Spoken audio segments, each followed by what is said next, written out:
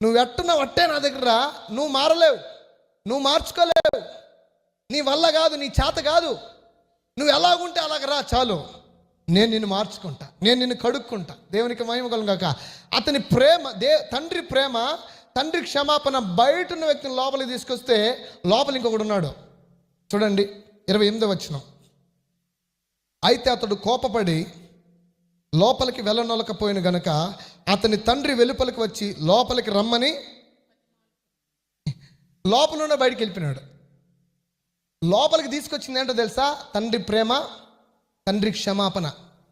బయట ఉన్న వ్యక్తిని, మన స్థితిని చూడలా, వీడు పందుల దగ్గర నుంచి వచ్చాడు చూడలా, వీడు భయంకరమైన పరిస్థితుల్లో ఉన్నాడు చూడలా, వీడి దగ్గర భయంకరమైన వాసన వస్తుంది చూడలా, వాడు ఎట్టొచ్చాడో అట్టే తండ్రి వెళ్ళి మెడ మీద పడి ముద్దు పెట్టుకున్నాడు. అదండి తండ్రి ప్రేమ, అదండి తండ్రి ప్రేమ.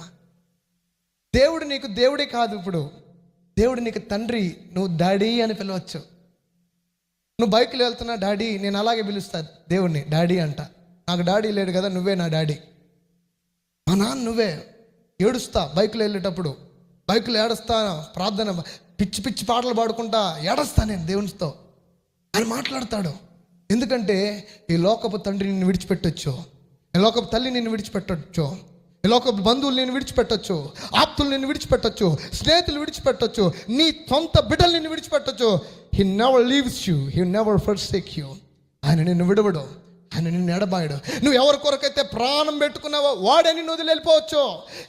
ఎవరి కొరకైతే నీ రక్తానంతా గార్చావో, ఎవరి కొరకైతే నీ ప్రాణం అంతా పెట్టావో, ఎవరికైతే నీ భయంకరమైన శ్రమ అంతా ఎవరి కొరకు పెట్టి వాడు నిన్ను వదిలి వెళ్ళిపోవచ్చు.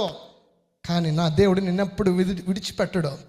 అందుకే అంటాడు ఐజియా 49:14-15-16, అయితే సియోను యెహోవా నన్ను విడిచిపెట్టి ఉన్నాడు, యెహోవా నన్ను మరిచి ఉన్నాడు అని అనుకొనుచున్నది. స్త్రీ తన గర్భంలో పుట్టిన చంటి పిల్లను కరుణించుకున్న మానునా, వారైనా మరుచుదురేమో, నేను నిన్ను మానును. చూడు, నా చేతుల మీద నేను చెక్కుకొని ఉన్నాను, నీ ప్రాకారములు ఎల్లప్పుడూ నా ఎదుట ఉన్నాయి. దేవుడిని నేను చెక్కుకున్నాడు. నువ్వు అనుకోవచ్చు, నాకెవరు లేరు బ్రదర్. ఎవరే మనుషులు ఎందుకు నీకు?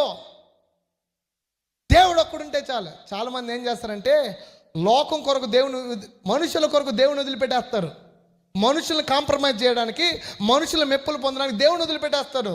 నేను చెప్తున్నా, నువ్వు మనుషుల కొరకు దేవుని పెట్టడం కంటే కూడా దేవుని కొరకు మనుషులను వదిలేయి, నువ్వు ధన్యుడు. మనుషులందరినీ సంపాదించుకొని దేవుని వదిలేసినావు అనుకో, అది వ్యర్థం. ప్రభువా, నాకు నువ్వుంటే చాలు, అంతే. నాకు నువ్వు కావాలి, నువ్వు ప్రాముఖ్యం. దేవునికి మహిమ కలుగాక.